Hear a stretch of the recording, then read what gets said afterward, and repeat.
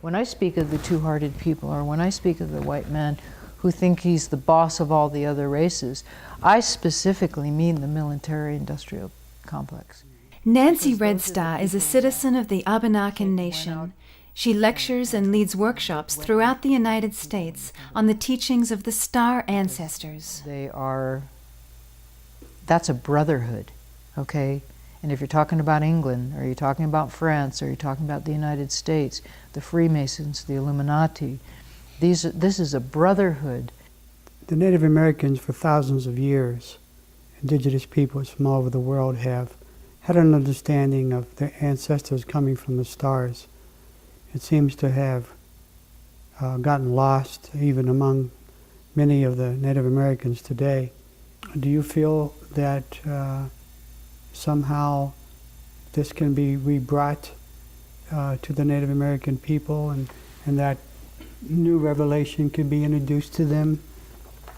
I don't think they've forgotten at all where they're from, but those type of information has been withheld in secret in some of their meetings, and it's just something that they've saved for themselves because they have lost everything else, and so they've saved that for their children. And with certain places, you will find that they know it, but they will not speak about it.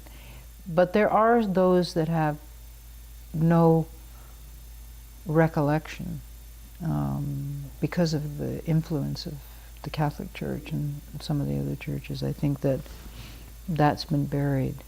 But in practice, there are quite a few that have active knowledge of it, but they might not tell you.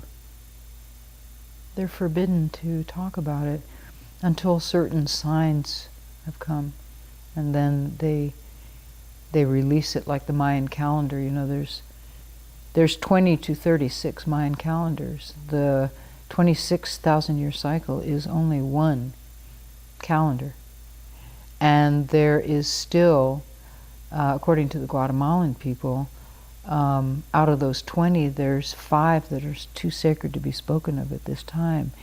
So the revelation of it all comes from the signs.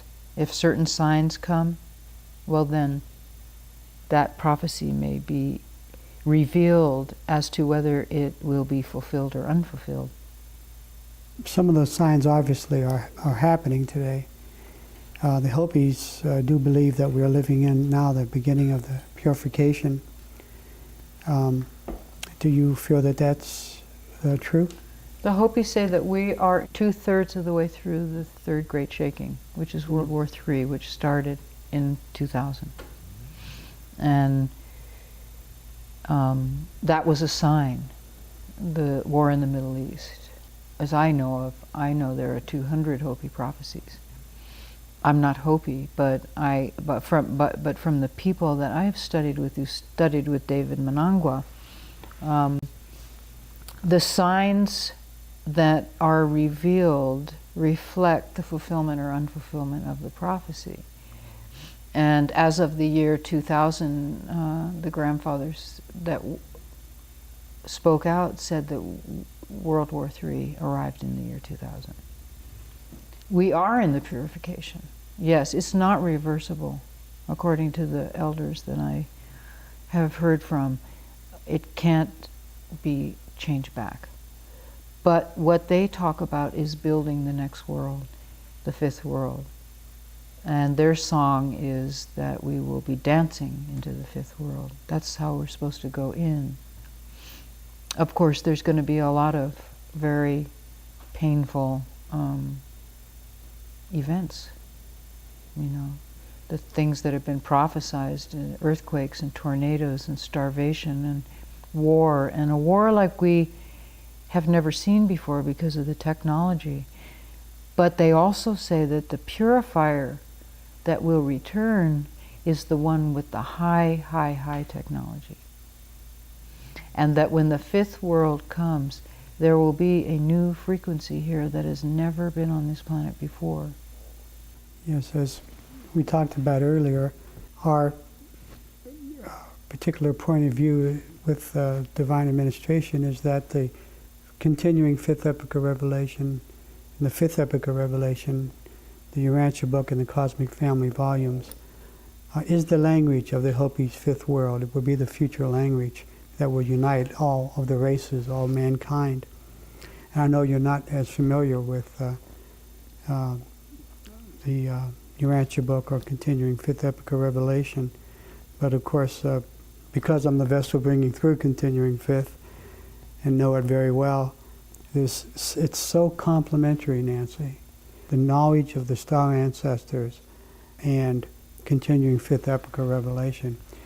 It is my particular hopes, as I talked to you about today, that the native peoples can regain their spiritual leadership to the other races and embrace the fifth epoch of Revelation and continuing. Well, just to back up a little bit, in the Hopi prophecy, when they talk about the one-hearted path and the two-hearted path, that is a path for all colors. It doesn't matter if you're red, yellow, black, or white. The choice is to follow a spiritual path or to follow a material, greedy path. And that walk is what determines where you end up. And so, regardless of what color you are, if you take that path and you make that commitment to walk that spiritual path, then you're denouncing the third dimensional reality, and you are giving up those needs for the material benefits and the weapons and that whole path where your head is severed from your heart. And I don't think it's about red, white, yellow, blue, black, because it's really about the heart. No matter what your color is on the outside, we are all related. And the Shoshone are calling now for all nations, all colors, all traditions to come together to pray for Mother Earth. And I think that is the essence of the teaching, the teaching for the planet. That's very beautifully put.